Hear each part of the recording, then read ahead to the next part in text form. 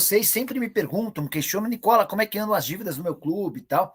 E esse relatório feito pelo César Grafietti, que é um cara muito respeitado e sério, mostra um pouquinho do momento dos times brasileiros. Vou até dar um zoom aqui, para que vocês possam enxergar com mais facilidade, tá?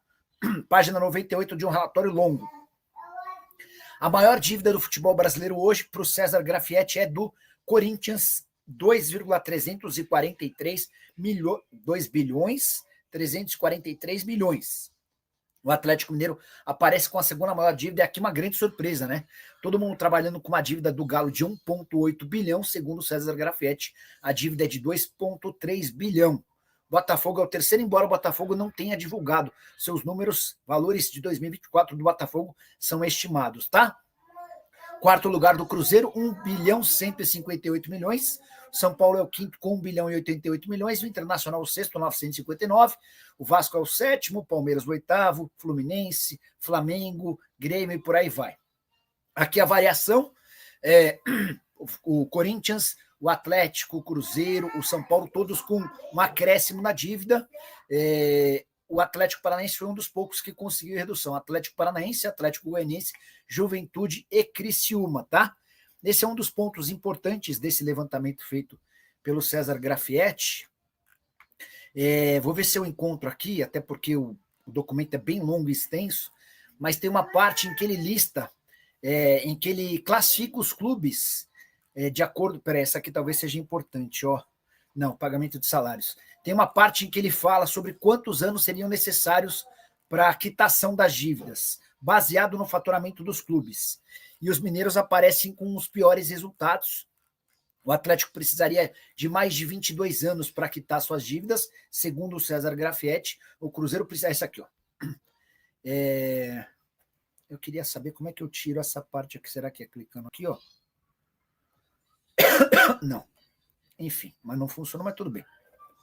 Essa parte aqui, ó, tempo para pagar as dívidas, tá? Eu vou aumentar de novo e vou colocar aqui, ó.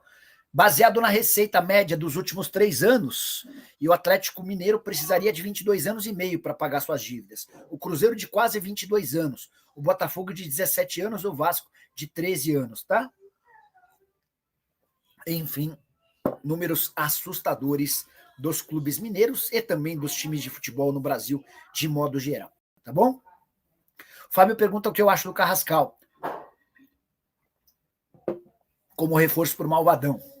Fábio, gosto bastante. Esse é o meio atacante colombiano de 27 anos de idade, surgiu nessa quinta-feira lá na Colômbia a informação de que o Flamengo tem negociações com o Dinamo Moscou, que é uma equipe da Rússia que detém os direitos econômicos dele. A operação giraria na casa dos 15 milhões de euros ou mais ou menos 100 milhões de reais, tá? O Flamengo tem pressa para fechar com o Carrascal porque gostaria de contar com ele para a disputa do Super Mundial de Clubes. O Carrascal é mais um desses jogadores que vivem na mira do Flamengo. Para quem não se lembra, ele surge no Milionários da Colômbia, é vendido para o River Plate e por lá vira o xodó do Marcelo Gallardo. Jogador meia característico, daqueles que a gente gosta bastante, de muita técnica, qualidade, enfim. Do River ele vai para o CSKA da Rússia, e do CSKA ele se muda para o Dinamo Moscou, tá bom? O Ellison perguntando se tem mais alguma notícia sobre Carrascal. Os caras estão em negociação, tá? E a ideia do Flamengo é fechar com ele até 10 de junho, que é a data limite para inscrição de atletas no Super Mundial. O Jorginho chega nessa sexta-feira, desembarque por volta das 5h30 da manhã, imagina até que passe no hotel para deixar as coisas e tal, e aí depois vai para o centro de treinamento, passar por exames médicos e assinar contrato de 3 temporadas. Esse é o primeiro reforço fechado para o Super Mundial.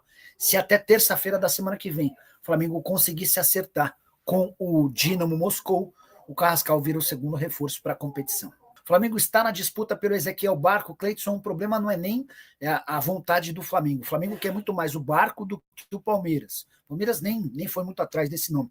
Mas o que pega é que o Barco custa 20 milhões de euros e não 15, como o Carrascal, e o time e o Barco não está muito convencido de que é hora de voltar para a América do Sul. O Barco já reafirmou que pretende ficar mais um pouquinho na Europa, tá? O Carlinhos Silva, boa noite, Nicola. O Carrascal vai ser que nem o Alcaraz no Mengão. E o Alcaraz ainda é melhor. Vai entender esse scout do Mengão, que nem o Juninho que contratou e até agora nada. Por que não ter 3 laterais esquerdos? A pergunta é do Eric Henrique. O Flamengo tem 3, mas o grande problema é que só um joga você pode até utilizar 2, né? Mas ter 3 talvez não seja muito produtivo para o dia a dia, né? Não é legal, né? Porque alguém vai esperar muito. E são caras de nome, são caras caros. O Alexandro ganha mais de R$1 milhão por mês, o Matias Vinha ganha perto de R$1 milhão por mês, e o Ayrton Lucas ganha na casa dos 700, 800 mil mensais. Perguntando se o Vitor Hugo vai ser aproveitado no Mengão. Eu mandei essa mensagem para o Boto ontem. O Vitor Hugo está emprestado por Gostep. Eu perguntei aí se tem alguma novidade, não sabemos ainda como é que vai ficar. O time turco ainda não se posicionou, tá? Alguma chance de o Andrés disputar o Super Mundial pelo Flamengo? Não, Isaías.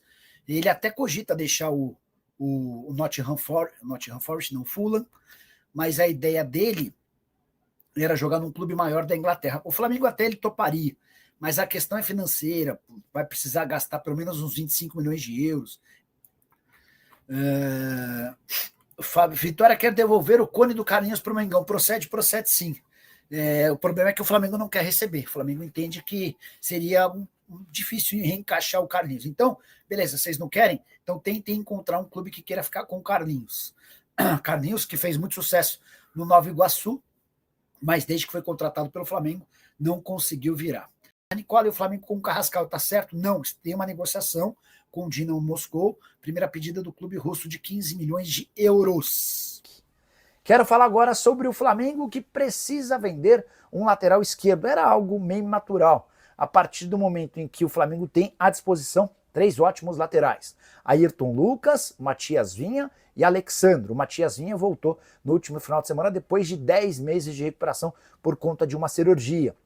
Alexandro contratado recentemente, o Ayrton Lucas vinha atuando como titular desde a temporada passada.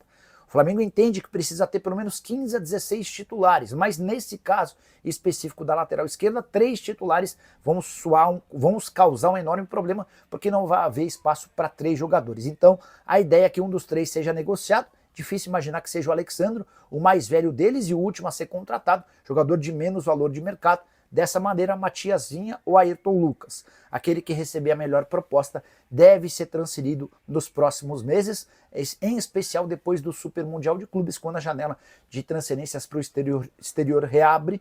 O Matias Vinha é um cara que tem mercado na Europa, o Ayrton Lucas nem tanto. Quero falar agora sobre o Flamengo e a possibilidade proposta por mais um lateral direito do Fla. Você deve estar pensando que eu vou falar de Wesley, certo? Não. Wesley tem grande chance de deixar o Flamengo. Ele é monitorado por alguns dos principais clubes do futebol europeu. Convocação para a seleção brasileira só reforça essa chance de sair. Mas a imprensa uruguaia está afirmando que o Peñarol tem a intenção de fechar com o Varela, que virou o titular absoluto do Flamengo mesmo com a presença de Wesley.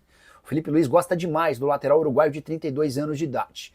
E foi exatamente por conta dessa mudança de status do Varela como titular que o lateral agradeceu o convite feito pelo Peñarol, mas afirmou que deve renovar seu contrato com o Fla.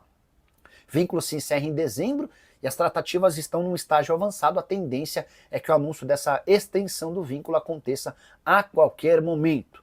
Peñarol, clube formador do clube por onde o Varela já passou, seria uma alternativa. O Varela já se declarou torcedor do Peñarol em outros tempos. Mas, além da valorização com o Felipe Luiz no Fla, o Varela sabe que no futebol brasileiro vai ter direito a um salário bem superior ao que teria no futebol uruguaio. Então, Nação Rubro-Negra, fechamos por aqui o giro de notícias do Mengão nesta sexta-feira para você. Espero que tenha gostado do vídeo. Se gostou, chega deixando aquele like, se inscrevendo no canal e ativando o sininho de notificações para não perder nenhum conteúdo do mais querido rubro-negro, o Mengão Malvadão, aqui no canal Fla-Me News. Canal que busca trazer sempre tudo atualizado do Mengão para você, de notícias aqui no canal Fla-Me News. Se inscreve aí, ativa o sininho de notificações, deixa aquele like e comenta aí também se você chegou até aqui no vídeo. Forte abraço a todos e até mais.